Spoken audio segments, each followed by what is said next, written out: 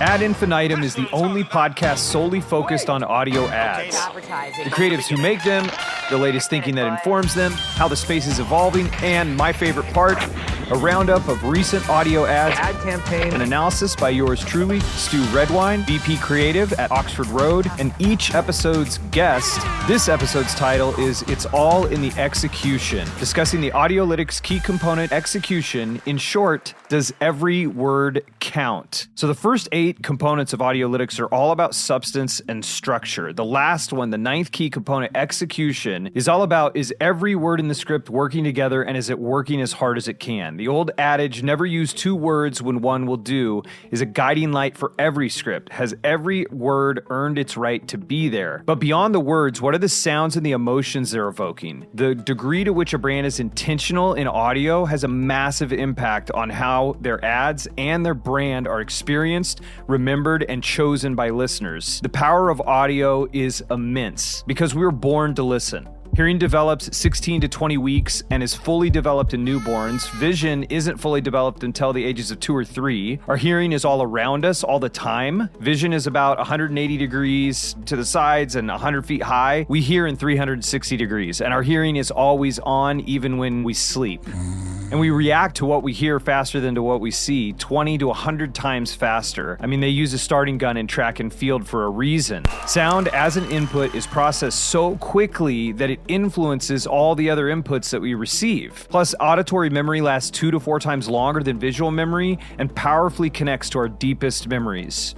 We process sound in the exact same part of the brain where we process emotions. Biologically, we are wired to hear in the same place that we feel. So when it comes to advertising, the power of audio to fuel feeling, fluency, and fame is massive. That's what we're going to talk about today with our 2 guests, both sound creatives and sonic strategists. Welcome, Steve Keller, Sonic Strategy Director for SiriusXM Media Studio Resonate, and Bjorn Thorleifson, Head of Research and Insights at Amp Sound Branding. Welcome to Ad Infinitum. Hi, Stu. Great to be here. Hi, Stu. Thank you for having me. Great to have you. So, hey, Bjorn, I was looking at a podcast journal article from back in July, and you were just talking about, some of the stuff in the intro here, just how powerful audio is, and that musical ad campaigns are 27% more likely to report large business effects compared to non-musical campaigns, and that if the music is aligned to your brand, it's 96% more likely to be remembered by customers. I mean, that is huge, the difference music can make. And beyond that, that sonic branding can make, obviously, with your work with MasterCard. And another quote that you had said is that if you have a sonic identity, you're building brand equity. And I kind of think of it, it's like, it's not an if you have a sonic identity. Every brand has a sonic identity. It's the degree to which they're intentional with it. What do you think of that? Yeah, I mean, as you say, every brand has a sonic identity. To a certain extent, you're correct, because all brands use sound in some way.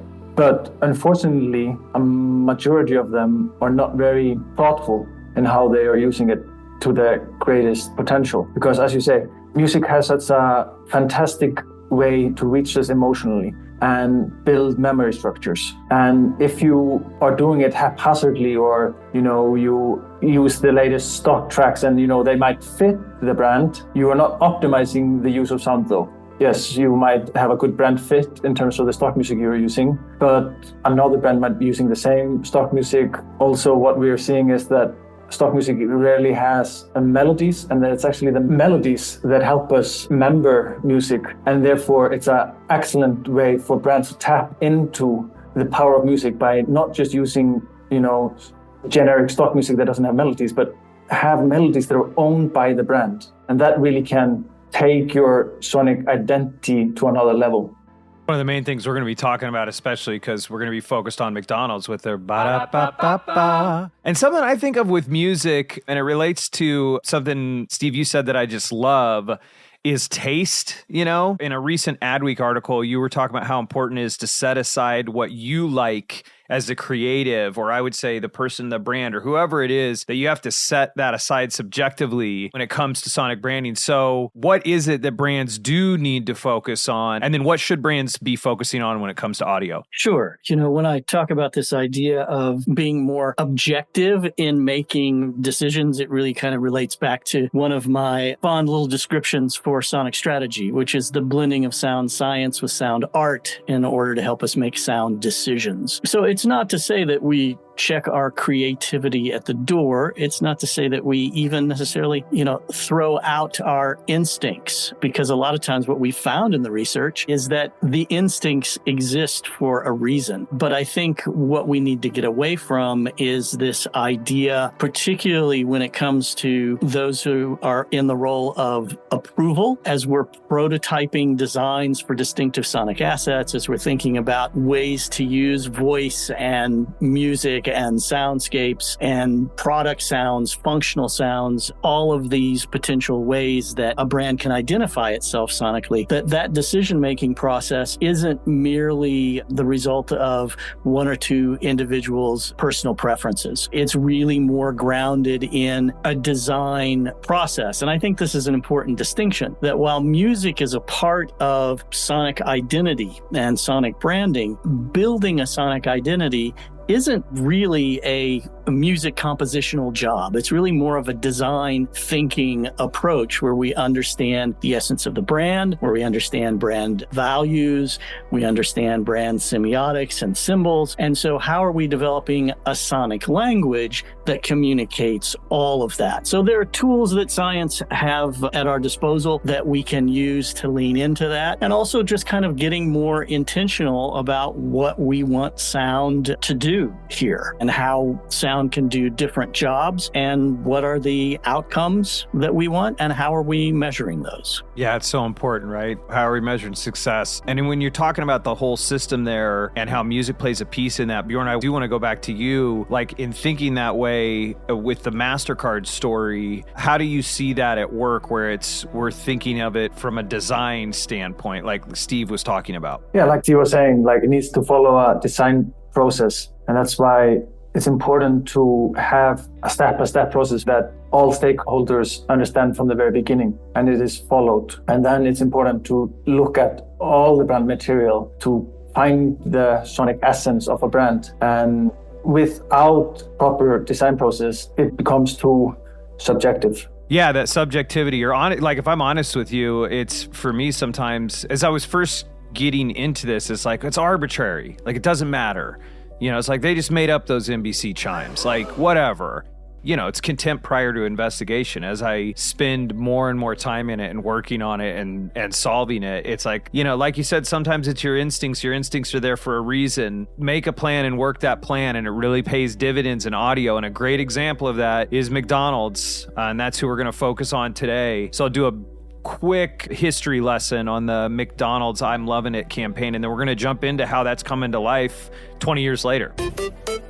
McDonald's I'm Loving It campaign launched in 2003, and it marked a significant milestone in the company's advertising history. It was the first time McDonald's used a single message and set of commercials globally. This campaign was spearheaded by Justin Timberlake, who helped popularize the jingle's vocal hook, which has become more famous than some of Timberlake's own hits. The campaign was a response to McDonald's business challenges in the early 2000s and involved a competition among 14 international ad agencies. The winning idea, Ich liebe es, I love it in German, originated from the German agency Haya & Partner. This slogan was then translated to I'm Loving It and launched first in Germany as a nod to the agency's contribution. Music, specifically hip-hop, was an integral part of the campaign from the beginning. Haya & Partner collaborated with the German music house Mona Davis Music. Tom Botoy and Franco Tortora of Mona Davis were tasked with creating the music for the campaign, leading to the iconic audio logo. Over the years, McDonald's has continued to adapt and reinvent reinterpret the I'm Loving It slogan to keep it fresh and relevant.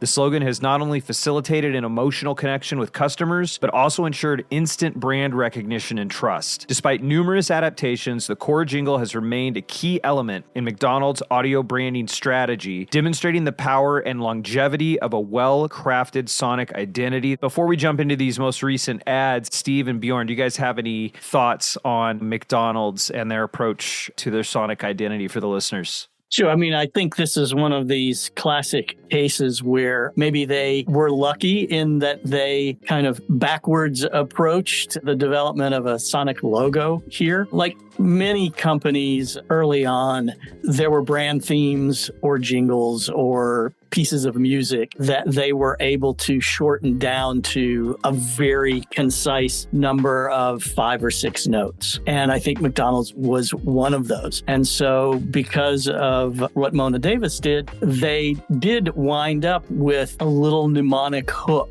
at the end that they could use as a sonic logo. And then they have been so consistent in the application of that through the years. And I think this is an important piece of the puzzle is they were committed to using this sonic property. So often you find that advertising agencies get too worried about wear out, this idea that, a commercial is going to wear out and we need to keep changing things up. But with sonic identity, it's really about the wear in. What are you doing with consistency? And so McDonald's has been very consistent in the application of their sonic properties. The melodies, as we were talking about earlier on, Bjorn mentioned the power of a melody. For memory, melodies are also extremely flexible. And that's another important parameter of sonic identity. So McDonald's, wherever they were in the world, could modify the instrumentation of this melody and make it culturally relevant,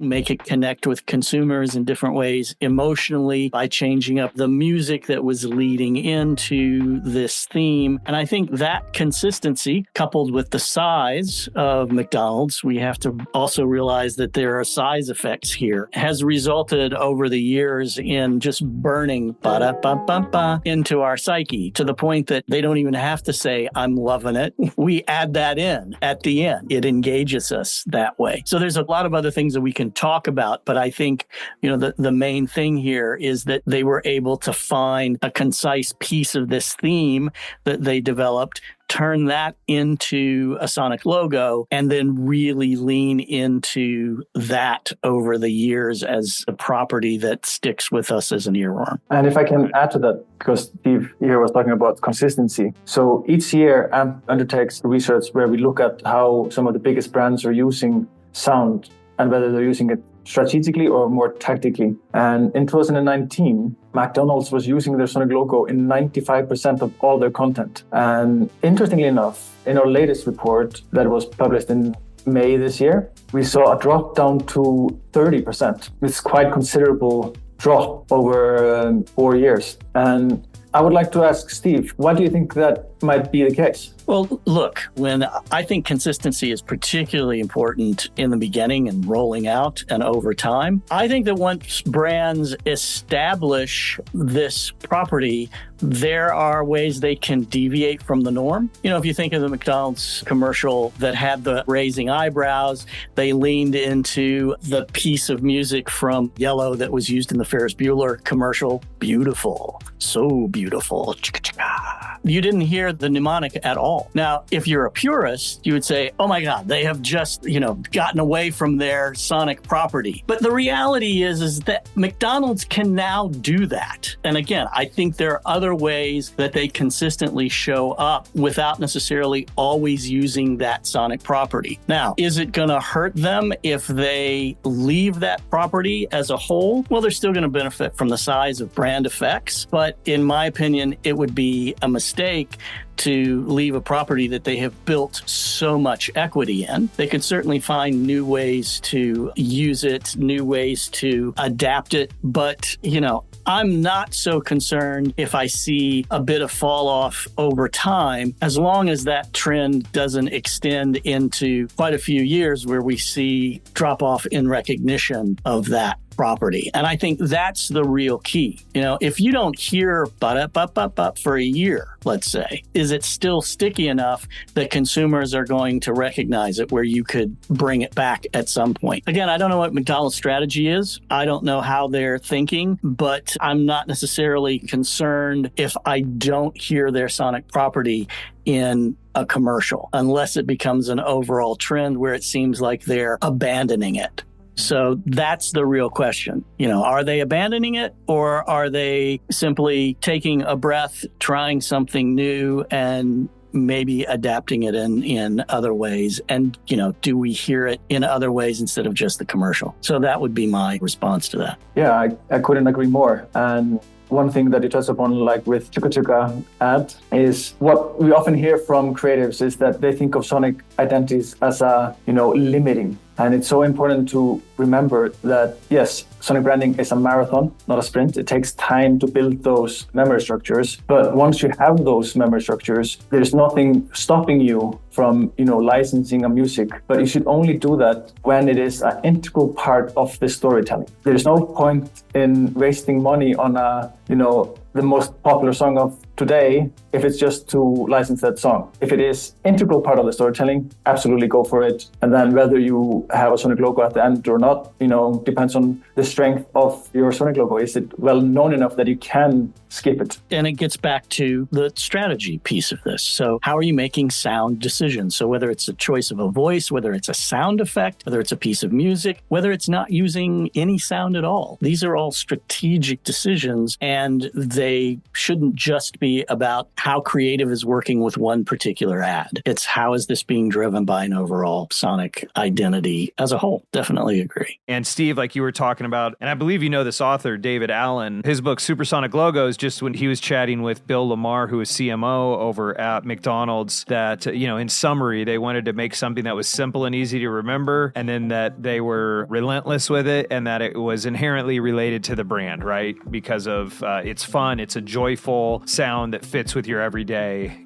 I'm loving it. It's exactly how they wanted you to feel. He says it's easy to say, good mnemonics around it, good execution of having it come to life tactically. So now let's listen to how they're doing it 20 years in. So like I said, with Audiolytics, that's the framework that we use for persuasive messages in advertising. When it comes to execution, which is after we've constructed the ad, from the setup, value prop, positioning, demonstration, substantiation, offer, scarcity, path, these are all the things we want to make sure we're communicating or choosing not to communicate. Steve, to your point, sometimes it's about taking these things away. But this is the lens we look through. When it comes to execution, how the ad is crafted, we're looking for it to be written in the correct structure. When it comes to Audiolytics, Audiolytics Key Component 9, execution. Are we repeating the setup and the value prop, how we got their attention and how that's tied directly to the value prop at the end of the ad? So like kind of old radio language, are we doing a whip around at the back? Like, are we coming back around the way we set it up? Are we paying that off again at the end? Are we keeping the audience's attention through a professional and broadcast quality approach? Are we articulating the message in a dynamic way? So we're varying it's not all just one note. It's not all just yell and sell, or it's not all just something that they could tune out. Are we increasing the target audience engagement by referencing information about them, right? And important to what you were saying too, what we're talking about here is, are we matching the brand's image? And then, okay, we've gone from having the sonic identity of McDonald's in 90% of the ads, or 80%, whatever it was a market drop down in the last few years, right? Are we matching our brand image sonically, or are we not? Is our style consistent throughout the ad? Are we maintaining the audience's attention throughout the ad by getting their attention and continuing to earn it? It's not just like, hey, I got your attention, now you have to listen to me. How do I keep it throughout? Then there's 6 words that we look to identify, are they present or not present? Because we've seen an impact on performance and from different messaging models and behavioral science. And those 6 words are you, new, free, now, because, and easy. And now, after all of that, let's listen to how McDonald's is showing up. This first ad is from March of 2023. Short and sweet and hard to beat. As if the McCrispy couldn't get any better, Bacon and Ranch just entered the chat. The Bacon Ranch McCrispy. Available at participating McDonald's for a limited time. Ba-da-ba-ba-ba. All right, here we go. First one out of the gate. So what do you guys give that first ad? Man, this is tough because there's so many things you have to take into consideration here. As I was listening to you talk, Stu, a lot of what you were describing were ads that were geared towards purchase intent or performance. And the reality is probably only about 5 to 6% of your audience is ever going to be there for that kind of ad. So in order to get that, what I call last click, in order to get that immediate response, you need to be first consideration. So, because a lot of consumers have already made up their minds before they get there. So, the first question that I ask is, what kind of an ad is this? It does seem to be a little bit more performance related, performance driven. In terms of its effectiveness, first of all, it's going to be driven by brand size. And so you've got McDonald's working for you. You've got Brian Cox that they have leaned into as the voiceover here, really recognizable from the standpoint of Succession. Why did they choose that particular voice? I don't know. Is this part of another campaign? Was Brian a spokesperson in other areas? That's another question. I think what we see from the research is that creative effectiveness is huge. So is this tied into other campaign elements outside of this one particular ad? We don't really know that. So is the expense of using Brian's voice here kind of optimized and made more cost effective by how they're spreading it out across the campaign?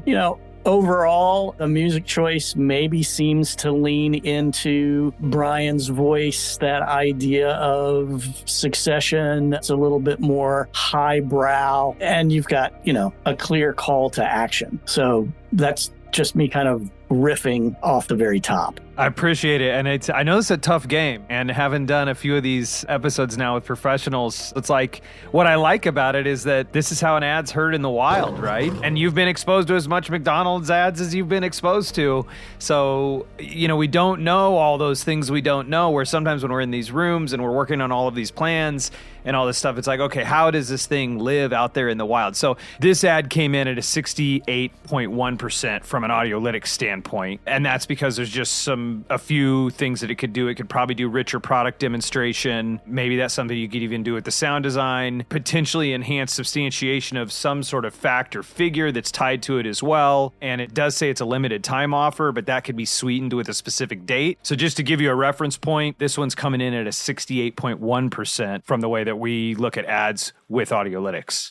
So what say you? Based on that analysis, if we're not thinking about effectiveness, if we're not really basing this on a benchmark of did this actually increase sales, and we're looking at it more in terms of, well, does it have those qualities, that might lead to effectiveness? I would probably give this one, between 1 and 10, I'd probably give it a 6. Mainly because I think it does check off all the boxes. Certainly they've got their identity there. Brian sang it at the end. Do I find it particularly creative? No. And again, we look at channel optimization. So this is a radio ad. In a streaming ad, you might actually say, click on the link, because they could provide that in a streaming digital audio space. Not having that direct link is not a problem. There's a clear call to action. And, I don't know whether it's the bacon ranch, if that's what they're pushing. I didn't get anything that really pushed it in that direction for me. It was more just a decent ad. If I was hungry and it came on and I was near McDonald's, it might push me to think about that. But creatively, nothing great there to me. That's why I would give it a 6 out of 10, even though it checks off all the boxes. How about you, Bjorn? What do you say? Well, I would like to be a little bit more generous than Steve and give it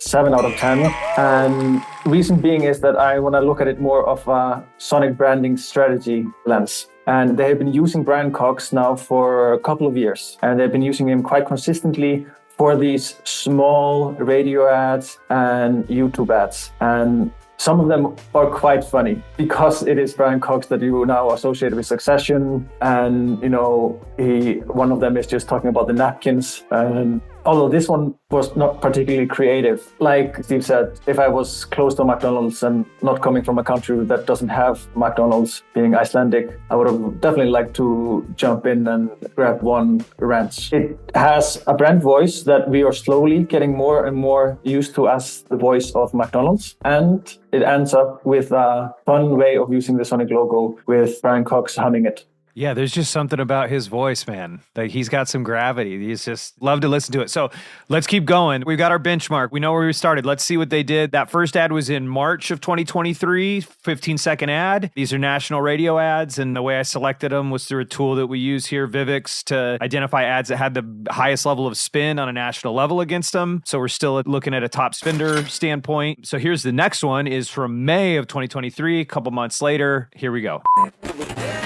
I love waiting in line at McDonald's, said no one, ever.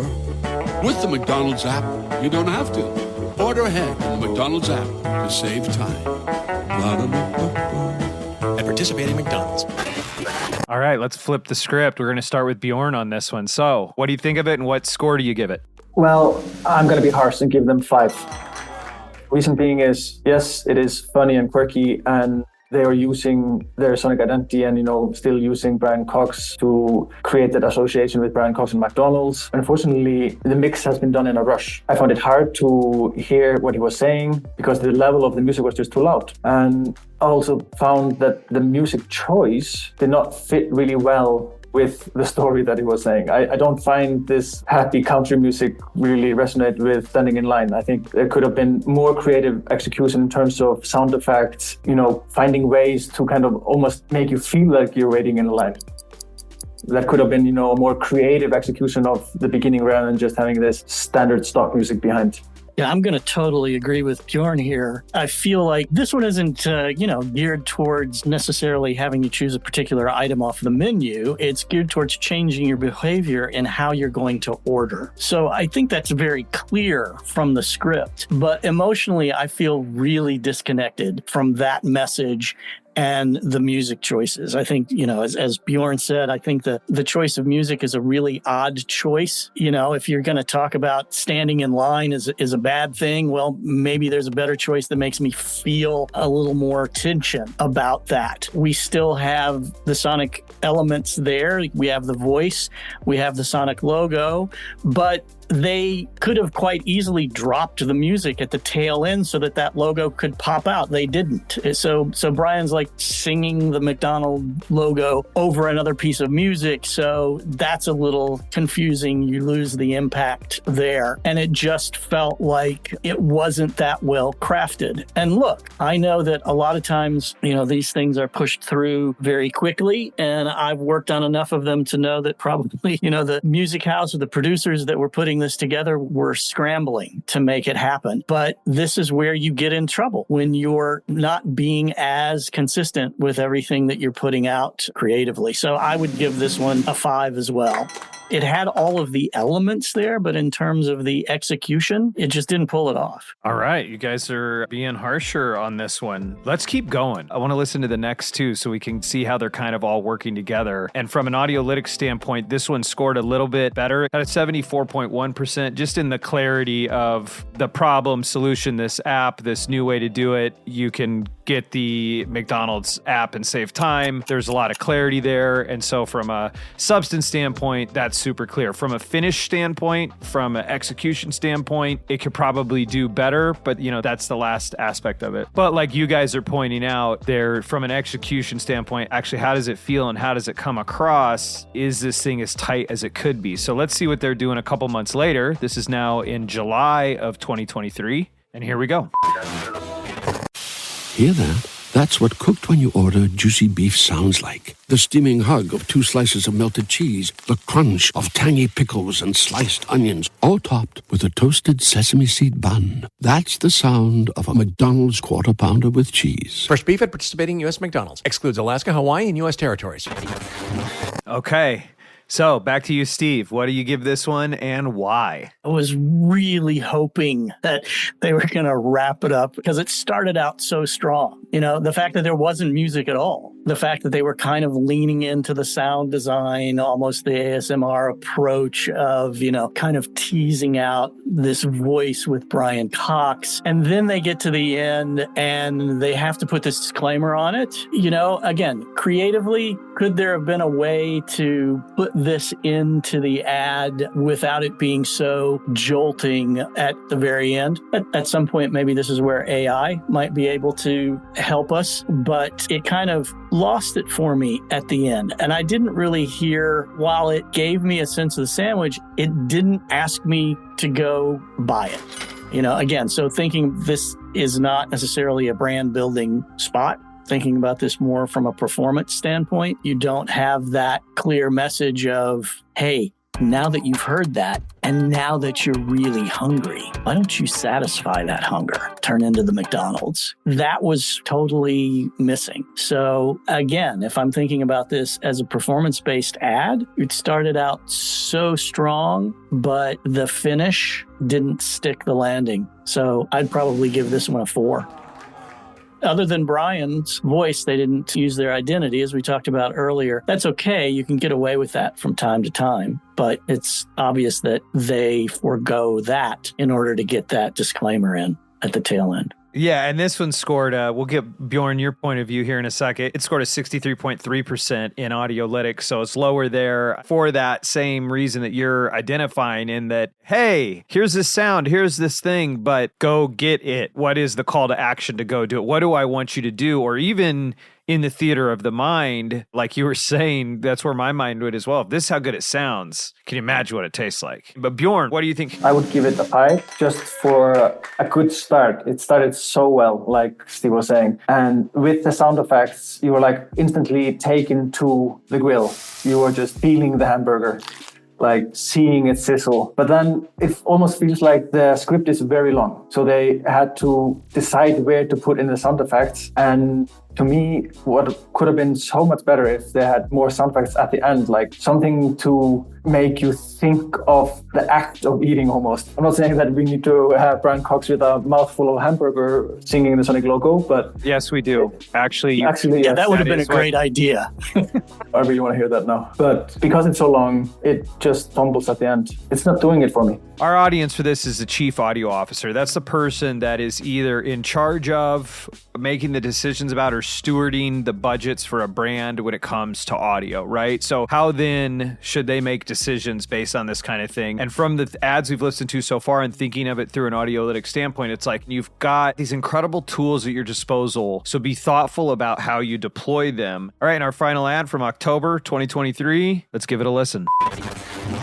For some, today is an ordinary day. But for you, today could be the day you try a new McDonald's sauce for the first time. Maybe you'll dip a McCrispy sandwich into McDonald's Mambo sauce. Maybe you'll spread sweet and spicy jam onto your sausage egg McMuffin. Maybe you'll dip a McNugget in both sauces. Any day you try McDonald's new sweet and spicy jam and Mambo sauce will be a special day, because their time in our famous sauce lineup is limited. At participating McDonald's for a limited time while supplies last. Okay, this is the final one. Mr. Bjorn, what do we got? What's your score and what do you think of that one? I would give this one 7.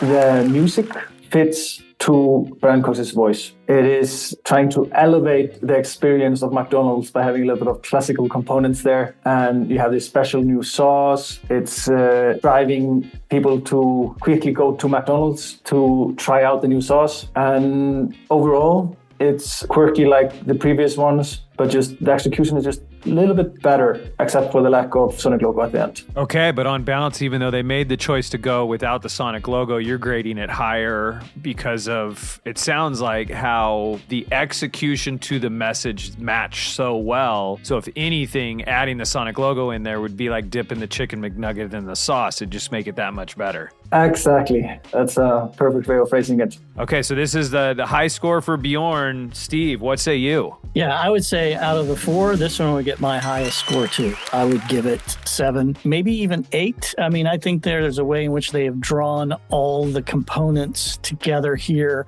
They're emphasizing the sauces. They're kind of creating a FOMO moment by saying, hey, if you don't get it now, you're going to stand the chance of missing it. The music choice works really well, even though it was not necessarily scored for the ad itself. It had key moments where there were little pauses here and there. So that kind of drew you in, helped highlight some of the copy. The only thing to me that could have really improved on this would have been to consider using the Sonic logo at the end with Brian singing it. That's very clever. It's a cool thing. And maybe shortening the script a bit. So again, when you get to this disclaimer, it doesn't have to be so disruptive. And, maybe looking for a disclaimer voice that matched Brian's a little bit more. I'm not saying attempted to imitate or copy Brian, but something that was sonically kind of in that same timbre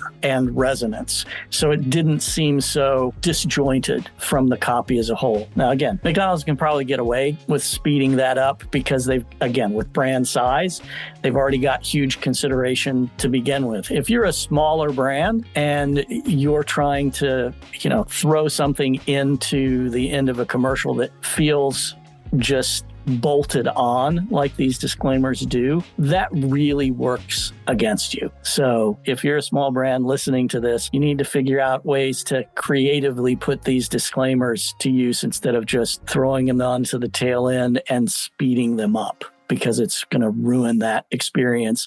It's a moment of emotional disconnect, and you can't afford to do that if you're going up against a larger brand.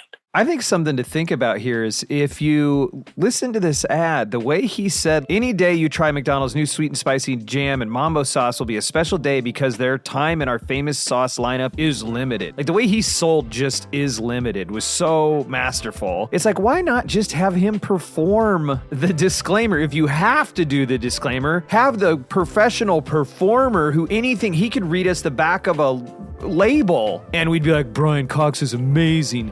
So what do you think of that, Steve?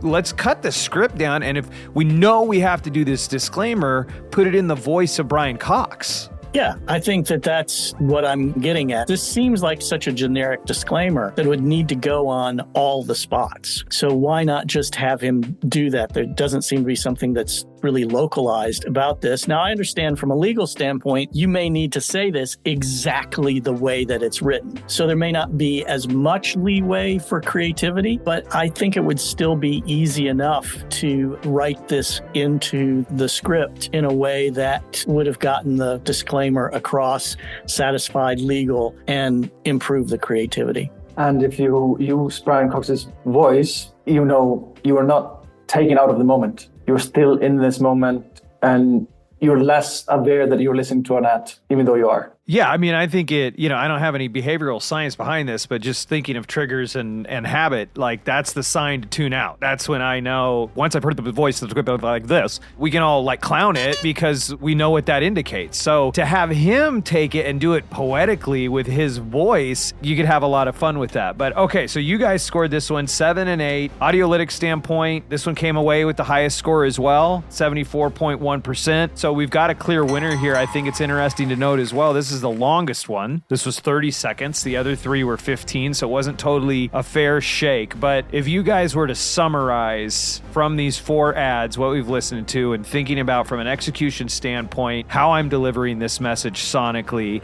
what are your rules of the road, tied into these ads? What would make them better for our chief audio officers that are listening? And Bjorn, we'll start with you.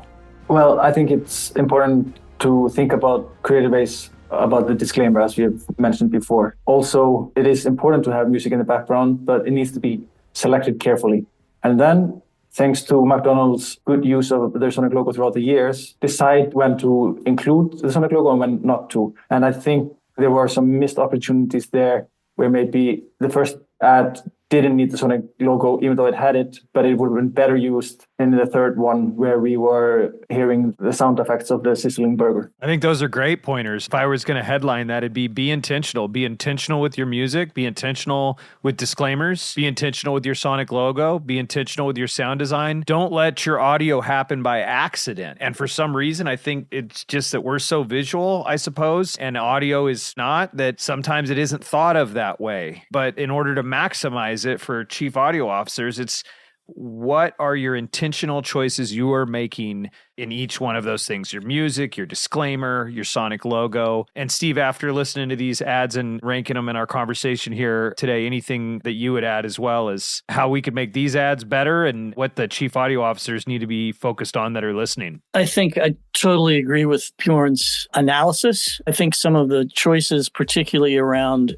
music, need to be driven by not just, what's the behavior you're going for, but what's the emotion you're attempting to convey. Another framework we might use to bring in all these points that Bjorn just made was one that I quite often use with our clients, where we think about what are the KPIs. And I usually divide those up into what's the KPI for behavior. So in all of these spots, there were particular behaviors we were going for. Is the audio choice going to influence those behaviors? And a lot of that has to do with, a clear communication, also the thought of how you're emotionally connecting. The other KPI has to do with perception and brand perception. That certainly speaks to the consistent use of sonic properties. Also, it has to do with how you're putting your creative together. What is it that you want your audience to perceive? So not just what do you want your audience to do, but what do you want them to perceive about the brand? And then the final piece is, how do these things build brand equity? We talked about this idea of short and long,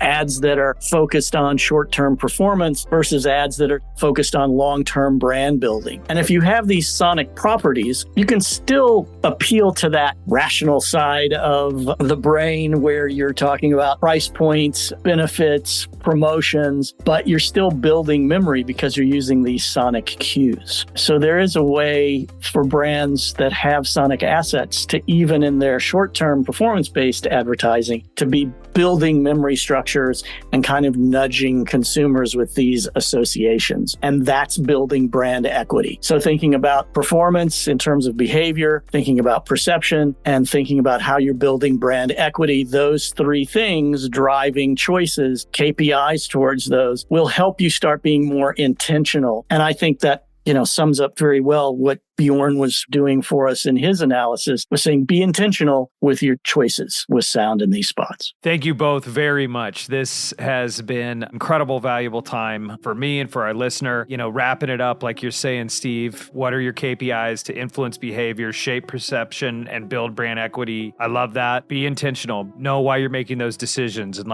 just like you're saying, Bjorn, same thing. Here you are, two creatives, two strategists in the audio space that are doing just that. And audio is really having a moment, and you're two of the folks that are really taking it seriously and pushing it forward. And when I think about our listener, the chief audio officer, and looking through the lens of Audiolytics at these ads that we listen to and summing everything up, this intentionality is part of how you get the audience's attention, like the sizzle of that beef. And then how do you keep it and pay it off? That was an experience all three of us had that was like, oh, we were delighted. And then it was like, merge, and it didn't deliver. So let's make sure we do that all the way through. And then these choices of the music, the sound effects, the sound design, how am I being intentional in that to match itself so that the ad itself has that click of a well-made box and is whole unto itself? And then how is it consistent with the brand? I would say those are the areas to focus on. This week we focused on Audiolytics Key Component number 9, execution. And I was sure loving it, that's for sure. So thank you guys both for being on Ad Infinitum. Thank you. Thank you. Thanks, Pleasure Stu. to be. And if you've got aspects of audio advertising you'd like us to discuss or suggestions for a guest on the show or want to be a guest, please email creative@oxfordroad.com. That's creative@oxfordroad.com. And until our next show, remember to have fun making the ads work.